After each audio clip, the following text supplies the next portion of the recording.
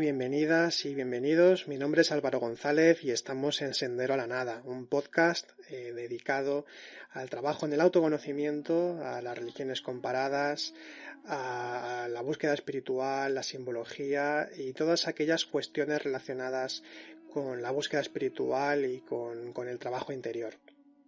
En el podcast de hoy quisiera hablar de un tema que es muy importante, que se refleja en todas las tradiciones, dicho de diferentes maneras, pero que es un tema que es central realmente si verdaderamente tenemos anhelo espiritual y queremos despertar. Y me estoy refiriendo al compromiso. Una palabra que hay personas que les da miedo, otras personas que simplemente no les interesa y otras personas que consideran que es muy importante. Cuando estamos hablando de las cuestiones del espíritu, estamos hablando de una palabra central dentro de cualquier vía esotérica, de cualquier filosofía seria, de cualquier sistema de trabajo que hable de la completitud del ser humano. Y este es el compromiso. Cuando estamos hablando de compromiso, quizá la primera idea que nos venga, que es lo habitual, es el compromiso hacia una escuela, es decir, un compromiso externo hacia una escuela en concreto, hacia una religión, hacia un grupo determinado. Esta parte del compromiso también es importante, al menos desde aquí consideramos que es muy importante. Es algo que actualmente se rechaza en ciertos ámbitos que se quieren considerar espirituales, porque se habla de la individualidad o de ser librepensadores, de ser auténticos, originales, ese tipo de cosas, pero siempre está muy bien el comprometerse también con un grupo, esto no lo vamos a negar. Básicamente porque estas cuestiones no se pueden hablar con todo el mundo y por tanto el pertenecer a un grupo nos ayuda a poder participar, poder compartir esas búsquedas que tan difícil es encontrar pues personas con las que poder compartir esto. Esto es algo que todos sabemos, los que tenemos búsqueda espiritual. Entonces, el participar de un grupo, estar en un grupo, pues también está muy bien el comprometerse con él. Pero yo no estoy hablando de ese tipo de compromiso y eso es algo que tiene que darse también por comprensión, como todo realmente. No, cuando estoy hablando en este caso de compromiso me estoy refiriendo al compromiso interior, al compromiso que se tiene con la búsqueda espiritual. No un compromiso de boquilla, no decir que me gusta mucho este conocimiento, que lo quiero para toda mi vida, sino realmente el cómo vivimos la espiritualidad en nuestro día a día. Cómo llevamos a cabo las prácticas, ya sean de meditación, de transformación o de trabajo con las propias energías, del trabajo con el desarrollo de las virtudes, con la construcción del alma, el cómo vivenciamos todo el ámbito espiritual dentro de nuestra vida. En un principio, cuando nosotros tenemos búsqueda espiritual, muchas veces al principio no sabemos que tenemos búsqueda espiritual. Esto es muy habitual. Sí, a lo mejor incluso hemos tenido éxito en nuestra vida o no. Me refiero pues a tener un buen trabajo, a tener una buena familia con la que hay una buena convivencia, o puede ser también en el ámbito estudiantil o académico que tenemos mucho éxito. Pero quizá hay algo, un no sé qué que se puede decir, ¿no? Hay un algo que no sabemos qué es, pero sabemos que hay algo más allá de todo eso, ¿no? De todo lo que es la vida mundana. No sabemos muy bien lo que es porque no hemos tenido un concepto sobre eso, pero llegado a cierto momento, y no se da por casualidad, desde luego que no, ese anhelo a ese no sé qué, de repente lo encontramos y es ese anhelo espiritual. Estábamos buscando aquello que nos llena realmente. ¿Nos llena por qué? Porque es nuestra auténtica patria, la patria espiritual, a lo que realmente pertenecemos, hemos pertenecido, siempre vamos a pertenecer. A ese ámbito del ser, a ese ámbito de lo consciente, a ese ámbito incluso de lo divino. Entonces, si encontramos un sistema de trabajo serio, que sea lo más completo posible, que nos permita pues poder trabajar con todo lo que somos al completo, desde lo espiritual a lo más psicológico, a lo más energético y en otros ámbitos. Entonces empezamos a trabajar y hay como un asombro y al mismo tiempo una gran alegría, un gran gozo interior por haber encontrado un conocimiento serio. Y esto nos sucede también, ¿no?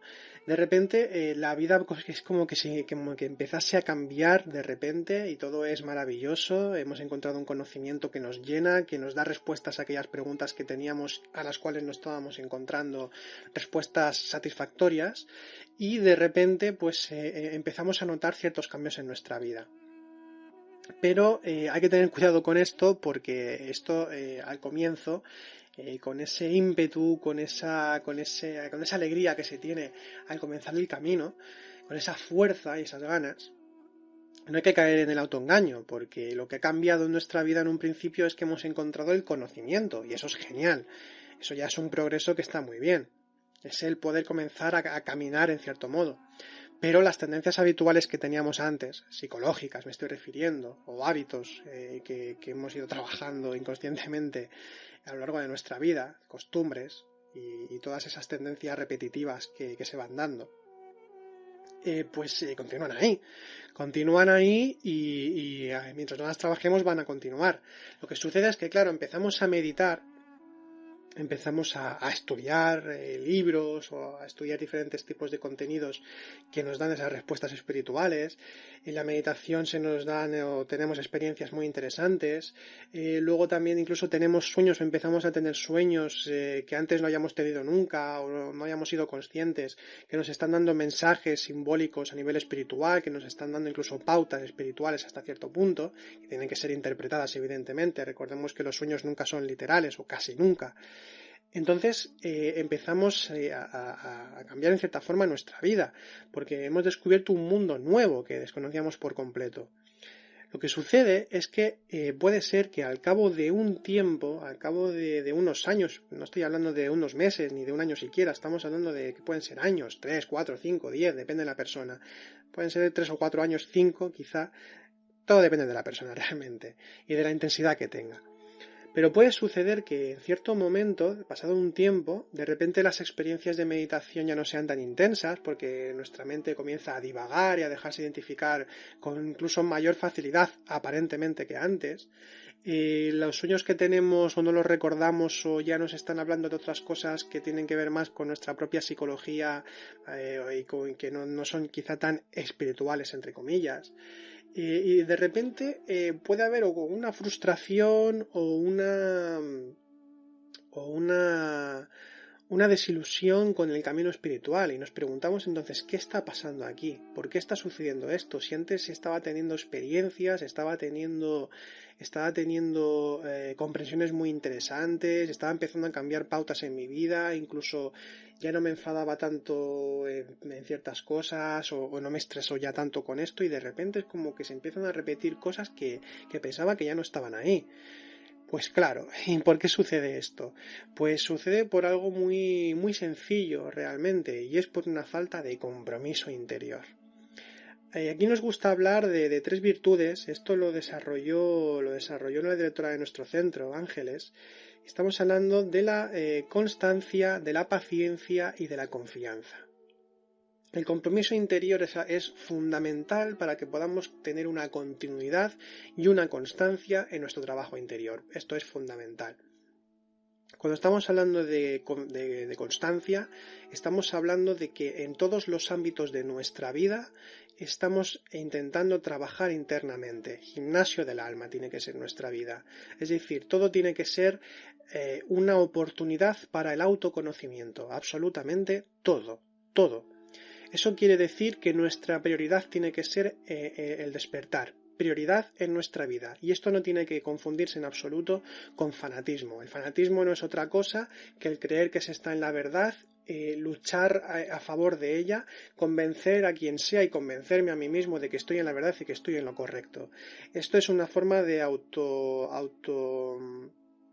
lesionarse literalmente en lo psicológico e incluso también en lo físico en ciertos extremos, como por ejemplo se hacía antiguamente pues con el ponerse cilicios o fustigarse, ¿no? Darse con la fusta por haber pecado como se hacía en la Edad Media, o no tanto en la Edad Media sino también en épocas también más recientes, porque todavía hay en algunas partes que se hacen este tipo de cosas. No estamos hablando de esto. Esto es fanatismo y son estados psicológicos muy densos y que realmente nos apartan absolutamente del espíritu. No, cuando estamos hablando del tener como prioridad en la vida la espiritualidad, estamos hablando de que intentamos estar lo más conscientes posibles, estamos intentando practicar las virtudes, estamos intentando trabajar con nuestras propias energías, transformar todo lo que estamos viviendo en algo que se convierta en alimento para la conciencia, en alimento espiritual. Y eso implica pues un compromiso. Compromiso también se puede considerar en este sentido, como estaba diciendo, prioridad. Por tanto, es necesario que siempre estemos revalorizando cuáles son nuestras prioridades en la vida, porque podemos pensar que lo prioritario en nuestra vida es el despertar, es el trabajo en el autoconocimiento, pero realmente si hacemos una valoración, si hacemos una retrospección de la última semana de nuestra vida o de un solo día, vamos a poder observar a lo mejor que no estábamos realmente comprometidos con el autoconocimiento, que muy fácilmente hemos caído en el olvido, pues viendo la tele o estando en las redes sociales, viendo los me gustas que tenemos o que dejamos de tener, o haciendo cualquier cosa que tenga que ver con el ocio, o nos hemos dejado llevar por un enfado en el trabajo porque hay algo que no estaba bien hecho, según nuestro punto de vista, o no, no importa. Y en definitiva, pues nos hemos dejado arrastrar por las circunstancias de la vida, activando o identificándonos con estados psicológicos que han ido surgiendo. Y eso significa que en todos esos momentos en los que ha habido identificación con el ego, quiere decir que nos hemos olvidado de lo espiritual y por tanto nos hemos despreocupado. No ha habido compromiso. Eso quiere decir que el compromiso se vive de instante en instante. El compromiso es con el ser, el compromiso es con lo divino. E insisto que no tiene nada que ver con el fanatismo ni tampoco con estar, si me permitís la expresión, happy flower, es decir, estar, pues cambiar nuestra forma de hablar en el sentido de hablar mucho más suave, ni cambiar la forma de vestir, ni ese tipo de cosas. No tienen por qué implicar eso. Me estoy refiriendo a que tiene que ser algo interno, que tiene que ser algo que nos permita, sobre todo, es decir, ir construyendo dentro de nosotros pues ese trabajo que nos permita vivir lo que en nuestro día a día, tan sencillo como eso. Y eso también implica, evidentemente, una disciplina interna. Una disciplina pues, en la que llevemos a cabo nuestras prácticas también en nuestro vivir diario. O sea, estaba hablando por un lado de ese compromiso que se vive de instante en instante para con las circunstancias de la vida, pero también, evidentemente, en nuestra propia casa, que meditemos, que trabajemos con nuestras propias energías, que estemos estudiando también. Recordamos aquí que nosotros consideramos que el estudio es muy importante porque nos ayuda a discernir, nos ayuda a ampliar horizontes, siempre sobre todo que sea desde la experiencia dentro de lo posible. Entonces, cuando estamos hablando de compromiso, estamos hablando de esa priorización en nuestras prácticas, de esa priorización en nuestros estudios, de esa priorización en nuestro día a día. No significa entonces una huida de la realidad, sino que es una inmersión mayor en la realidad. Quiere decir que nos vamos a convertir en personas mucho más felices, mucho más íntegras, que vamos a estar más atentas incluso hacia los demás y hacia las circunstancias en sí mismas. Vivimos muy ensimismados generalmente, aunque no nos hagamos conscientes de ello. Si revisamos un poco nuestra vida, nos daremos cuenta de que muchas veces hemos sido egoístas, pero sin quererlo, sin buscarlo, vamos a decirlo así. No somos egoístas queriéndolo muchas veces, sino que simplemente es una falta de visión para con las necesidades de los demás. Y eso también implica lo que aquí llamamos el tercer factor, lo que es la solidaridad consciente, lo que es el ser el otro, el ayudar a los demás en la medida en que lo necesiten, y eso implica una atención hacia los demás, y eso es un reflejo del compromiso interior que tenemos en nuestro día a día. Y evidentemente ese compromiso se va dando poco a poco de forma paulatina. Es decir, al principio, como decíamos, puede parecer todo que es muy intenso y lo es, pero podemos considerarlo como una especie de regalo de la divinidad, regalo que se nos da como una invitación a lo que puede ser el camino espiritual. Pero luego, cuando ya tenemos una serie de herramientas y una serie de conocimientos que ya nos tienen que permitir, entre comillas, caminar con nuestros propios pies, siempre entre comillas porque el trabajo realmente lo hace el ser, no lo hacemos nosotros como tal, con todas esas estructuras psicológicas y dinámicas habituales que tenemos. Pero cuando tenemos ya todas esas herramientas, tenemos que disponerlas y ponerlas a trabajar de una forma muy clara para el despertar, para el autoconocimiento.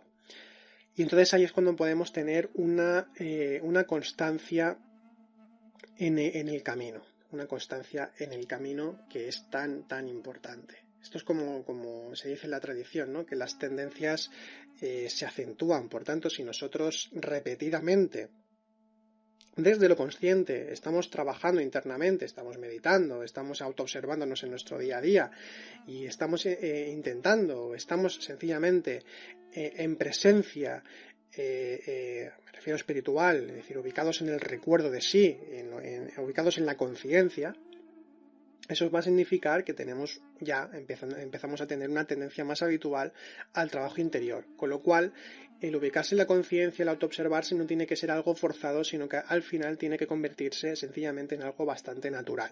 Pero esa naturalidad se tiene que dar con el tiempo, porque en un principio nuestra naturalidad suele estar más bien en tendencia hacia lo egoico, más que nada que es con lo que hemos crecido y lo que hemos alimentado a lo largo de nuestra vida.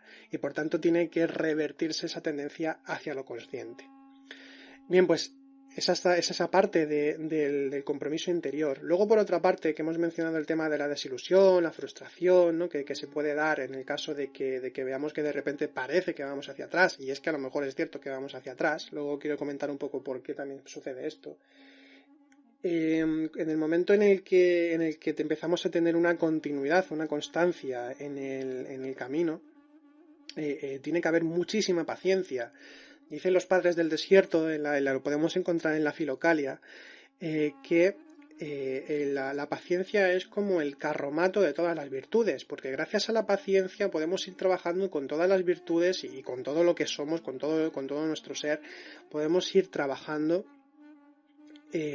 poco a poco y saber que los resultados, que ya sabemos que no tenemos que apegarnos a los resultados, a los frutos de la acción, pero en los términos que estamos utilizando, los resultados se van dando en un tiempo prolongado realmente, hay que ser realistas, es decir, no porque un fin de semana o durante un año o durante 3 estemos entregados al estudio y a las prácticas y a un conocimiento determinado, ya vayamos a despertar. Esto no existe realmente, esto no se da. Y entonces tenemos que ser conscientes de eso y por tanto desarrollar mucho la paciencia, esto es fundamental. Y luego algo muy importante también, que sería ese tercer elemento, esa tercera virtud, la confianza. Y aquí no estoy hablando de confianza en uno mismo o en una misma. Aquí me estoy refiriendo a la confianza en el ser, a la confianza en lo divino, porque todo dispone. Esto puede parecer muy católico, ¿no? En cierta manera, que se dice, ¿no? Que Dios nos pone a prueba, Dios nos da y Dios nos quita, pero quitando toda esa pátina más personalista referente a la divinidad, que evidentemente es absurda, ¿no? Cuando se trata a lo divino como algo antropológico, pero sí que es cierto que, llamémoslo si queremos universo, unidad, absoluto, Tao o Dios, no importa ahora eso. Pero sí que es cierto que de alguna forma nuestra búsqueda, nuestro anhelo espiritual, evidentemente tiene una interrelación directa y es una interrelación y una dirección hacia esa unidad. Y por tanto, de formas que parecen mágicas, todo se va disponiendo, todo se va dando de una manera que nos permite allegarnos a lo espiritual. Entonces, independientemente de las circunstancias, independientemente de lo que nos suceda, independientemente de que parece que estamos retrocediendo o no, siempre tenemos que tener confianza. Confianza en la divinidad, confianza en que estamos y que tenemos lo que tenemos que tener y cómo tenemos que estar en este momento. No quiere decir que tengamos que relajarnos, lo que tenemos que entender es que no tenemos que desesperar en ningún momento. Esto es muy importante. Por esto lo de la confianza también. Y la paciencia. Tener paciencia y confianza nos permite el poder ir sobrellevando, es una forma de hablar, no hay que sobrellevar nada, pero el ir viviendo las circunstancias de la forma mayormente espiritual posible. Esto significa entonces que esa confianza en la divinidad es como dice el refrán, ¿no? Es decir, a Dios rogando y con el mazo dando. Hay que confiar, pero hay que trabajar.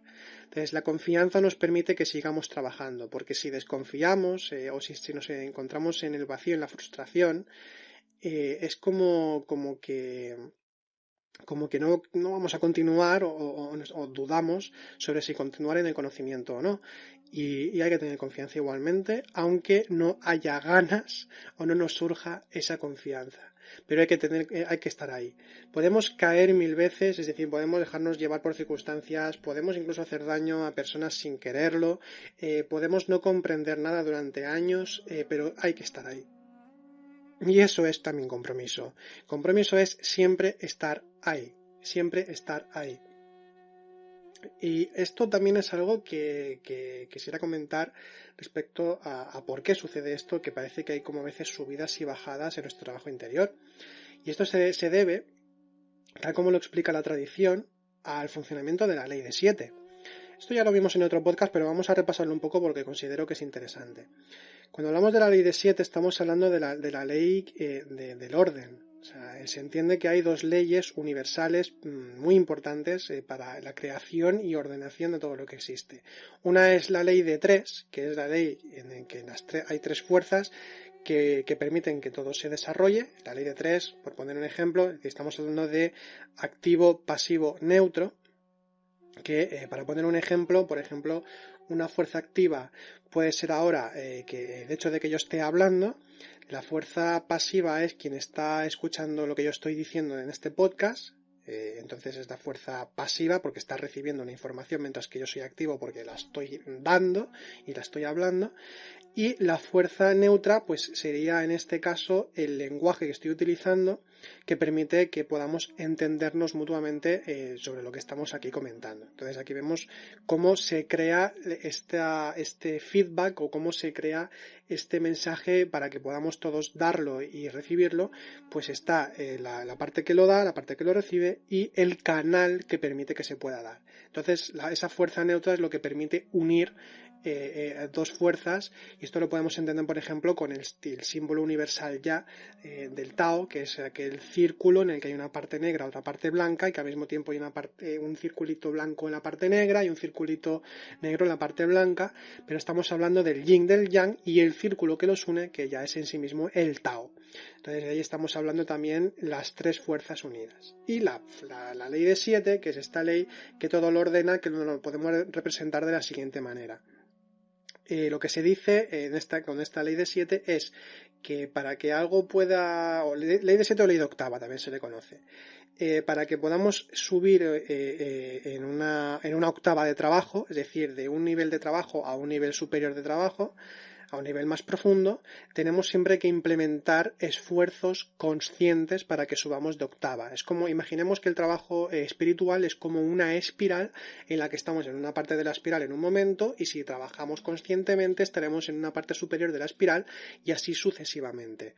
Pero si nosotros no hacemos absolutamente nada, si nosotros únicamente de boquilla, por este caso, pues tenemos un compromiso espiritual pero solo de boquilla y no realizamos ni prácticas ni estudiamos, y ni sencillamente no estamos atentos, no estamos conscientes en nuestro día a día, pues poco a poco vamos a irnos desviando del camino hasta que llegue un momento en el que estemos yendo hacia lo contrario, y que de un punto en la espiral que habíamos conseguido, de un nivel concreto que hayamos conseguido, bajemos incluso una octava y sí que haya un retroceso.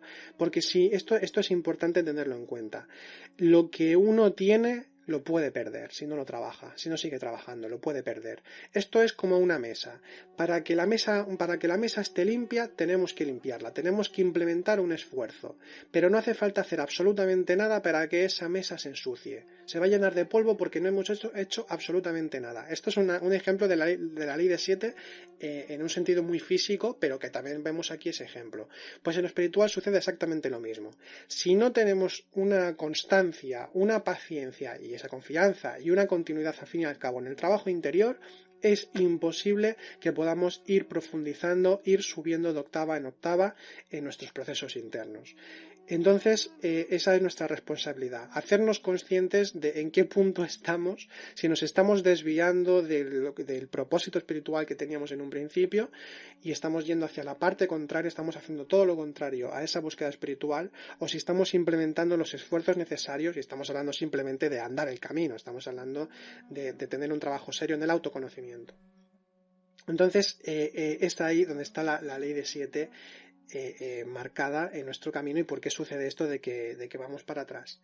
Luego otra cosa también muy importante a tener en cuenta, en el momento en el que nosotros creamos que estamos absolutamente en lo correcto, que creamos que vamos bien en el camino, estamos muy mal en el camino.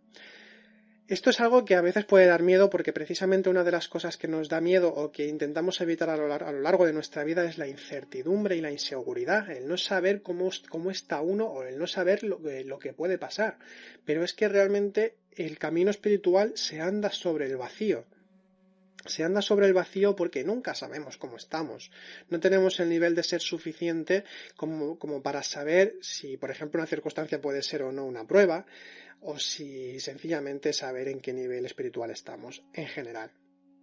Entonces, es algo sincero hacia nosotros mismos el darnos cuenta de que no sabemos cómo estamos. No sabemos cómo estamos. No hay que caer, por tanto, ni en la culpabilidad que por no hacer las cosas que creemos que tenemos que hacer o que sabemos que deberíamos hacer. Y ni por otro lado tampoco caer en el orgullo de creerse que uno es muy espiritual y que está en el camino y que siempre lo estará. Y esto sucede sencillamente por eso, porque no sabemos dónde estamos. Y solo sabremos dónde hemos estado en el momento en el que tengamos el conocimiento suficiente para saber dónde hemos estado, qué procesos hemos vivido antes, pero actualmente no lo podemos saber, no sabemos porque las confirmaciones vienen más tarde. Esto es algo que claro, hay personas que les puede causar confusión, de decir, vale, pero entonces, ¿qué pasa? ¿En qué momento estoy de mi evolución? Realmente, esto ya es una opinión ya muy personal, pero creo que no importa. Lo importante, como decía antes, es estar ahí. No importa qué niveles o qué iniciaciones tengamos o no tengamos. Si esto tenemos que saberlo, pues ya lo sabremos en el momento que tengamos que saberlo, y si no hay que saberlo, pues no lo sabremos. Lo importante es que intentemos llevar nuestra espiritualidad en nuestro día a día de la forma más coherente posible, que sea algo muy normal, no tenemos aquí que buscar lo extraordinario ni buscar esos hechos que nos confirmen que estamos en lo correcto en el camino, porque a veces parece que estamos esperando la gran experiencia que nos confirme los hechos espirituales, y tampoco tenemos que buscar eso, no tenemos que buscar esa experiencia mística definitiva que nos confirme la unión con lo divino, ni la gran experiencia meditativa que nos dé respuestas sobre lo que es la iluminación y que nos ilumine, ni ese tipo de cosas. Esas experiencias se pueden ir dando, evidentemente, no es que tengamos que negarlas, pero hay que ubicarlas en su lugar al que pertenecen, que es una parte de lo espiritual, pero es todo un mundo en el que estamos trabajando, y por tanto también hay una normalidad, o hay una cotidianidad dentro del trabajo interior que no hay que pasar por alto. No se trata entonces de que tengamos que buscar todo el tiempo experiencias, eso no implica tampoco compromiso. El compromiso, como decíamos, se da en la normalidad de nuestro día a día. Y bien, hemos estado hablando hasta ahora de varias cuestiones referentes al tema del compromiso, pero a nivel práctico, ¿cómo se vivencia ese compromiso? Evidentemente, la vivencia interior de cómo se experimenta el compromiso y de cómo se continúa, esto no es que haya exactamente un ABC que te diga cómo tienes que comprometerte o cómo no tienes que comprometerte. Esto ya es de cada uno. Pero sí que quisiera recordar algunas prácticas que nos tienen que ayudar a impulsarnos en el trabajo interior, y que eso implica pues el compromiso puesto en práctica. Por un lado, tenemos en nuestro día a día el desarrollo de la atención consciente, el cultivo de la atención consciente, el estar atentos, el estar abiertos, porque recordemos que donde hay atención hay conciencia, y además la atención es como un capital, como si fuese un dinero, unas energías que disponemos y que somos nosotros los responsables hacia dónde las dirigimos o no. Y por tanto, si nosotros dirigimos nuestras atenciones hacia lo espiritual, es decir, atención consciente, eso ya implica que estamos alimentando la conciencia. Puede ser, por ejemplo, la atención consciente simplemente estando conscientes, valga la redundancia, si estamos trabajando pues en la actividad que estamos haciendo sin dejarnos arrastrar por los pensamientos que van surgiendo. Es decir, si estoy trabajando, como dicen los del Zen, cuando estoy trabajando, trabajo, cuando como, como, cuando ando, ando, cuando medito, medito. Pues ubicarnos en ese presente que trasciende el presente temporal y espacial, sino en ese presente consciente, en ese más allá de lo físico, y ubicarnos entonces en la presencia de sí, en el recuerdo de sí, con la atención consciente. Entonces, ubicarnos en el instante, ubicar la atención. Esto también tiene que ver mucho con la autoobservación, el desarrollar la facultad de la autoobservación, el irla trabajando, el observar cuando surge un pensamiento, simplemente observarlo sin juzgarlo, ya pasará. El observar la emoción, cómo palpita el corazón, cómo se mueven las tripas, cómo el plexo solar y cardíaco se activan de ciertas maneras que nos impulsan o le dan una intensidad a lo que estemos viviendo, pues observar todo eso para ver qué tiene de realidad. La autoobservación es muy importante en nuestro día a día en este sentido, para poder trabajar y en nuestros estados psicológicos e ir recreando esa separación psicológica necesaria para trabajar en nuestra propia psicología. Luego también otra práctica muy importante que aquí insistimos, no sé si ya insistimos casi en cada podcast, pero insistimos mucho porque consideramos que es importantísima porque nos permite ver un mapa de nuestra psicología en el día a día, y me estoy refiriendo a la retrospección diaria. Es una práctica muy cortita, sobre todo ya cuando tenemos cierto bagaje en esta práctica, se hace relativamente rápido porque ya sabemos cómo funciona, y es esta práctica en la que vamos a hacer una revisión de nuestro día, de las personas con las que hemos interactuado, de los estados psicológicos que han surgido, de los estados conscientes que han surgido también, porque esto es importante para que nos ayuden a inspirarnos y a recordar lo consciente que también vivenciamos y, por tanto, tener un mapa de lo que es nuestro día a día, porque viendo un día vamos a ver un reflejo de cómo va a ser el día a día de nuestra vida hasta ese momento, porque a partir de ahí tenemos ya una capacidad mayor de poder cambiar y de poder trabajar seriamente sobre nosotros mismos. Entonces, en este sentido, la retrospección diaria nos va a permitir el poder ver con claridad y realidad, en este caso, por ejemplo, cuál es nuestro auténtico compromiso interior, si realmente tenemos un compromiso espiritual firme o si sencillamente con cualquier cosa nos dejamos arrastrar y olvidamos ese compromiso. Esto es algo que nos ayuda mucho a alimentar ese compromiso en nuestro día a día, la retrospección diaria. El sentarnos a meditar es otra práctica muy importante para poder continuar trabajando internamente de forma continuada. Si el día nos lo permite y podemos sentarnos más o menos siempre a la misma hora, esto es interesante porque así vamos creando hábito consciente, entre comillas, porque no es que sea un hábito en sí mismo, pero sí hábito consciente le podemos decir, y también el ir trabajando en las diferentes prácticas que hagamos. Pueden ser prácticas de trabajo con la energía, prácticas de comprensión de la psicología, prácticas de mística, prácticas de oración, porque esto es otra práctica que consideramos muy importante. Prácticas de oración que nos ayudan a interrelacionarnos con lo divino, a escuchar a lo divino, a hablarle a lo divino, a tener una relación consciente con lo divino. La oración, que no es beatería ni tiene nada que ver con lo emocional sencillamente, que eso sería la beatería en gran medida, ni con el fanatismo, sino que es el interrelacionarse y sobre todo el ser humildes, el trabajar la humildad, porque una parte de la oración contiene el acto de humilde de, entre comillas, decir yo no puedo, divinidad, ser, Tao, unidad, como nosotros nos refiramos a esa realidad. El decirle yo no puedo, ayúdame por favor, es una forma de pedirlo, ¿no? Como por ejemplo el Padre Nuestro, o otros tipos de oraciones que podamos hacer. No importa esto, sino lo importante es la actitud interna que se tiene. Y esto es importante porque, por ejemplo, en el cristianismo ortodoxo, los padres del desierto hablan mucho de la oración de Jesús. La oración de Jesús, que la oración del corazón también se le llama, porque activa el corazón interior, y es una oración que se repite constantemente. Es el famoso Kyrie eleison o Señor ten piedad o ten piedad de mi pecador. Hay varias versiones, pero no está hablando aquí de que sea yo un pecador que tenga que fustigarme, ni Señor ten piedad, por favor perdóname y no me castigues. No significa eso.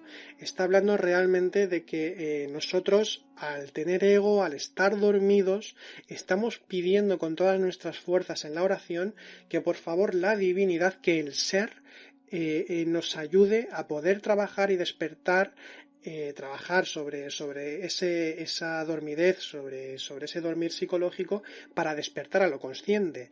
Entonces se repite muchísimas veces el Kyrie eleison, el Señor ten piedad, para poder así estar conscientes la mayor parte del día de ese compromiso interior. Que esto es lo mismo en cierto modo como por ejemplo los sufíes cuando hablan del dhikr, del recuerdo.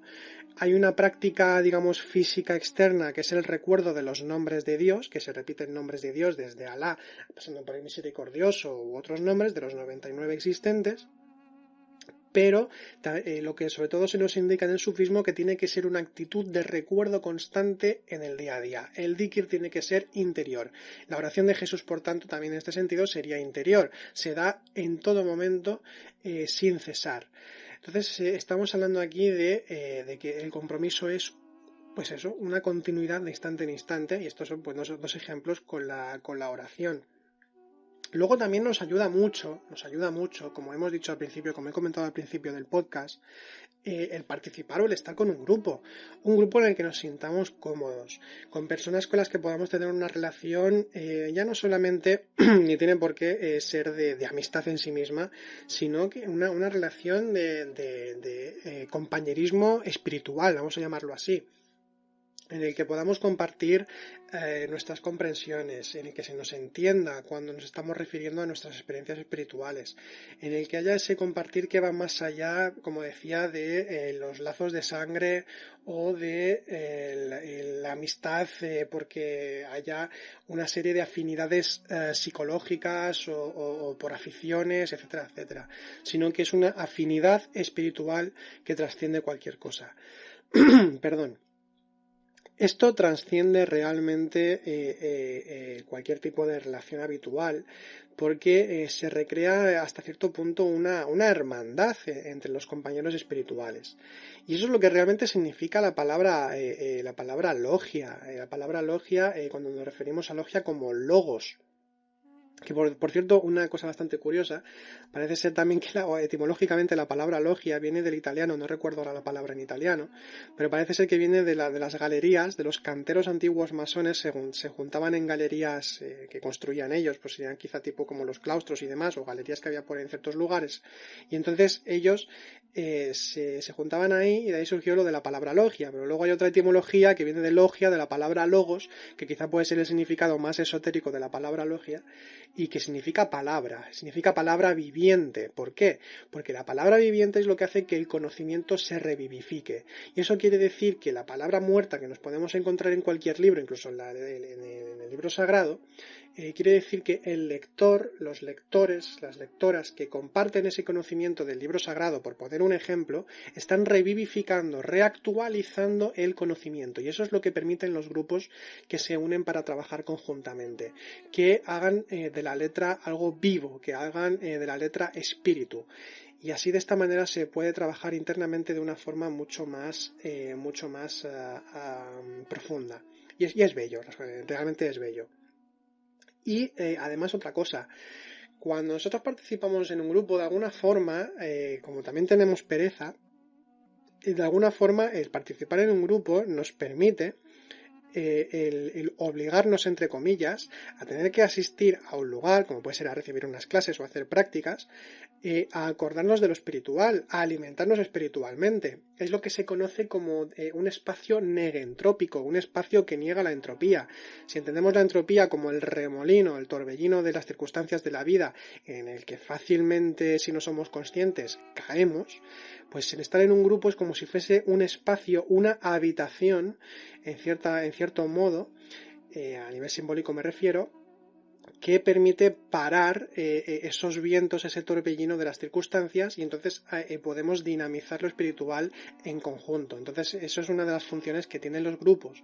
De hecho, en el budismo, cuando una persona se convierte en monje, o sea laico, no importa, pero que entra dentro de lo que se llama la sangha, de lo que es el grupo espiritual, se le llama tomar refugio, y precisamente por eso es tomar refugio, porque entras dentro del seno de lo espiritual, y eso te permite el poder tener un conocimiento y una serie de prácticas que te lleguen a lo espiritual, y que de esta manera tú puedas desarrollarlo y tener un lugar donde asirte, donde abrazarte dentro de las circunstancias de la vida. Entonces, ya podemos ver, y esto lo vemos dando un repaso, por ejemplo, hemos dicho los sufíes, las taricas; en el caso de los cristianos, pues los monasterios, los conventos de monjes y monjas que se retiraban pues para trabajar conjuntamente, y que podían compartir, y que podían compartir ese anhelo espiritual.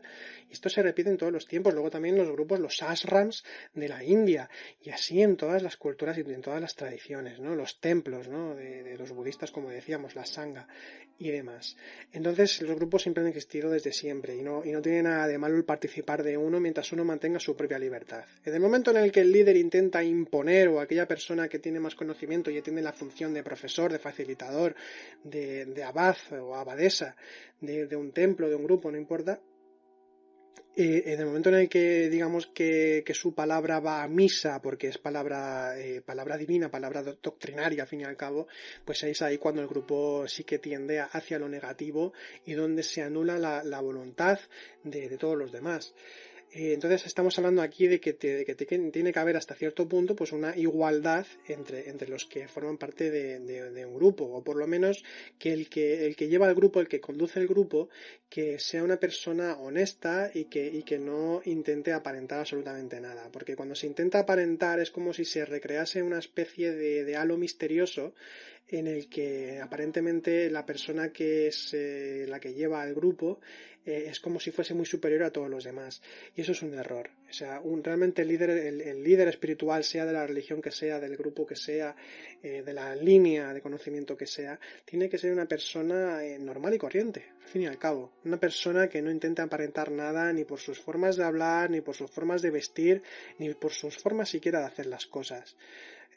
Sino que se predica con el ejemplo, y luego también pues con el conocimiento que tiene y que da a los demás, pero de una forma siempre lo más honesta posible, de la forma más sencilla, clara posible, tampoco sin ningún tipo de rimbombancia lingüística, ni conceptual, ni de ningún tipo. Tiene que ser siempre la normalidad. Y entonces eso, como decíamos, que me he desviado mucho, pero el tema de participar de un grupo pues también nos obliga a ir a un lugar en el que nos tengamos, entre comillas, que obligar a recordar a lo divino, porque desgraciadamente dentro de nuestra dormidez es fácil que caigamos y sigamos estando dormidos. Estoy generalizando, y soy consciente de ello, ni yo no estoy diciendo que todo el mundo sea así ni que tenga que vivirlo de esa manera, pero estamos hablando aquí pues desde nuestra propia experiencia, de cómo lo vivimos y de lo maravilloso que es compartir en este caso con un grupo.